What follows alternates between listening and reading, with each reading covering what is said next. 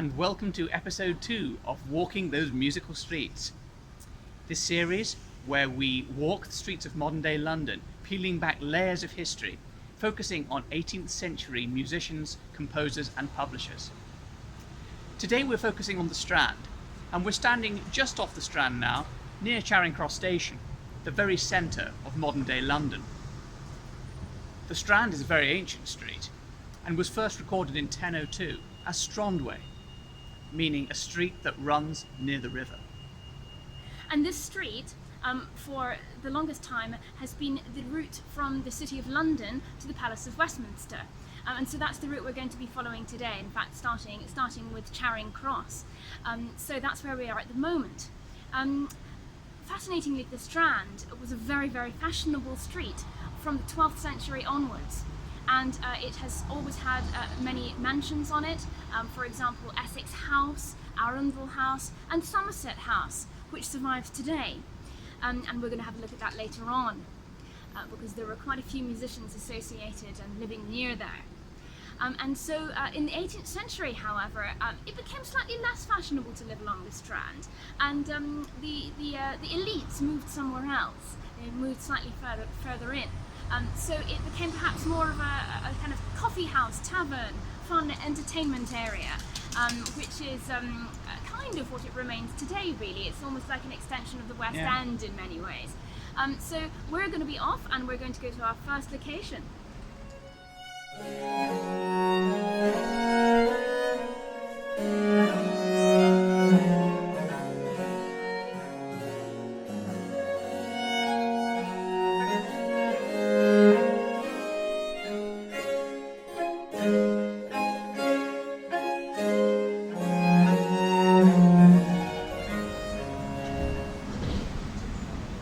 Well, the Strand today is a very busy and noisy place. It's quite a wide road with very tall buildings on either side. And we're here relatively early morning, and it's already extremely busy with buses and lots of delivery trucks delivering into the hotels and the restaurants around here. And that's something that the Strand has been famous for many hundreds of years. Just behind me here, you can see up to the wonderful Covent Garden Market, which we'll be talking about in a different episode. So here we are, just outside the Savoy Hotel. And of course in the 18th century this would have been not too different. And there wasn't a hotel, but there was the Savoy Palace, of course, and the Chapel of the Savoy, which is still there today. In the Savoy there were many different craftsmen, of course, including Peter Bressan, an instrument maker who is very well known today, particularly for his recorders, which were of an excellent quality and are the models now for many of the instruments that we play. This was Peter Bressan, and his name in fact was Pierre Jaillard to begin with. He was from France, and he may have studied with Hotteterre in Paris. And of course he made not just recorders, but also oboes, bassoons, very many different types of musical instruments. So he had his workshop in the Savoy, and then later moved to Somerset House.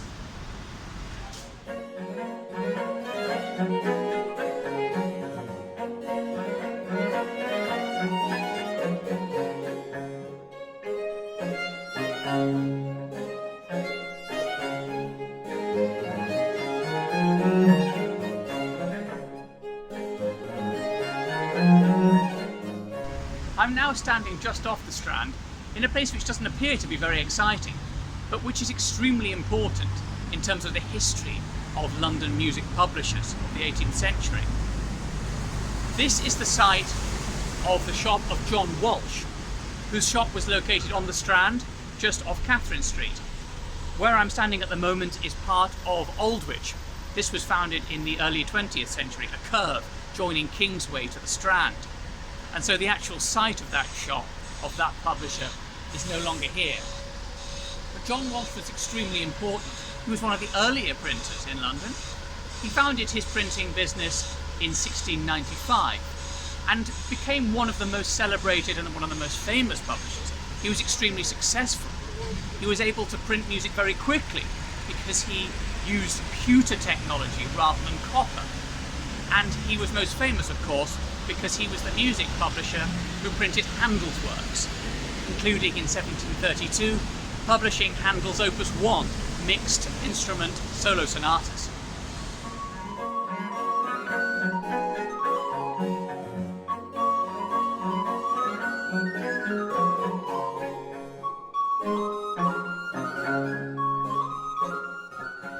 We're opposite Somerset House, which is where one of our most interesting composers, Robert Bremner, had his musical shop. Like John Walsh, it was also called the Harp and Hautboy, and it would have been kind of just about sort of over here somewhere. It said opposite Somerset House on the Strand. Robert Bremner, a Scottish composer and publisher, he moved to London from Edinburgh in 1762. And in fact, he took quite an active part in the Scottish life of the city, joining Crancourt Church of Scotland as a member in 1763, and also taking a great amount of interest in improving the psalm singing, both at Crancourt also and the Swallow Street congregation. He published a psalm book, which he hoped would help people to sing psalms to a higher quality in church. And Bremner also was, of course, a very successful music seller. In his catalogues, it's very interesting because he actually had a Scottish music section, which was very unusual. So he sold lots of Scotch tunes, for example, by William McGibbon, and also James Oswald's Caledonian Pocket Companion. So you can imagine that he would have been quite an interesting guy, both Scottish, so promoting his Scottish music and also fitting in very happily into 18th century London as a musician.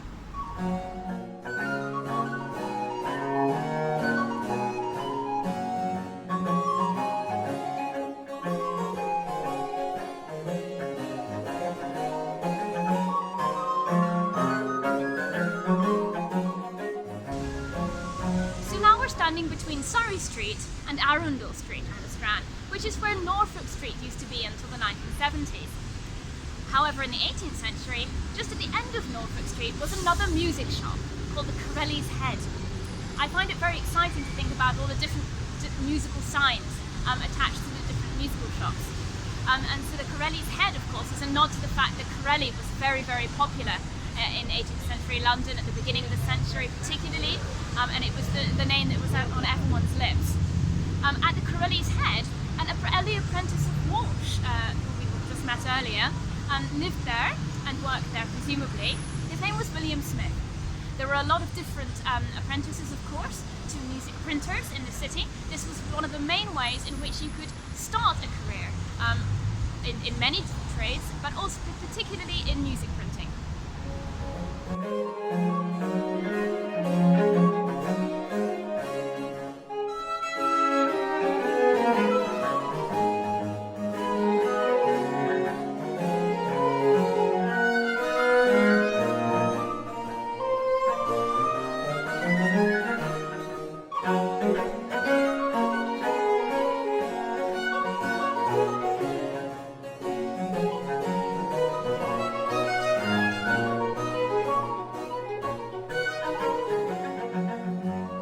Now standing just outside the church of St Clement Danes, a church a little bit like with St Mary le Strand just along the way, which is actually right in the middle of the road. St Clement Danes is the central church of the RAF today, and it's just outside the Royal Courts of Justice. In the 18th century, it was only towards the end of that century that street numbers started to come into play. So when we're researching locations of composers and shops and publishing houses, we have to use the names of pubs and the names of churches as our reference point. And this is what they would have done as well, isn't it? Because without standard numbering systems, people would just say, for example, oh, I live at the sign of the Harp and Hautboy in the yard with the green door. Which I think is a great, And that would have been your way of knowing where someone lived. Which is kind of funny. Street numbering did come in gradually throughout the 18th century, but in James Oswald's time, his lodgings were described as above a lace shop on the Strand opposite St Clement's. So our favourite Scottish Baroque composer, James Oswald, probably lived just about here, I'd have said, St Clement's is just around the corner, and there's a few quite old shops here, which I think might have just been a good candidate for the lace shop. Yes. It was really common for musicians and indeed lots of other people to live above a shop in lodgings in the 18th century, and he would have lived there probably with his family at the end, as he had several children. It might have been a bit of a crush, we don't know. Anyway, here we have James Oswald's lace shop lodging.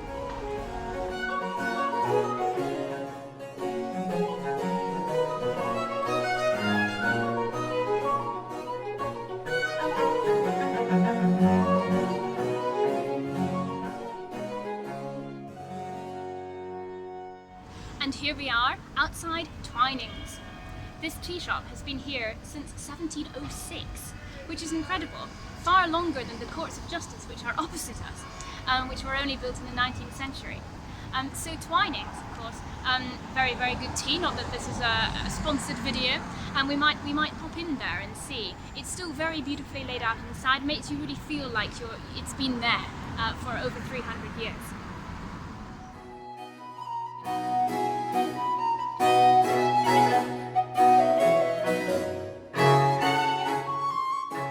I'm now at the very end of the Strand, and we've completed our journey from the west end to the east end of the Strand. The dragon that you can see behind me is the official boundary marker of the City of London. So at the moment I'm still just about standing in the City of Westminster, and on the other side of that dragon you're into the City of London. We hope you've enjoyed this journey along the Strand, and do join us again for our next episode, when we're going to be exploring the fascinating world of the Drury Lane Theatreland.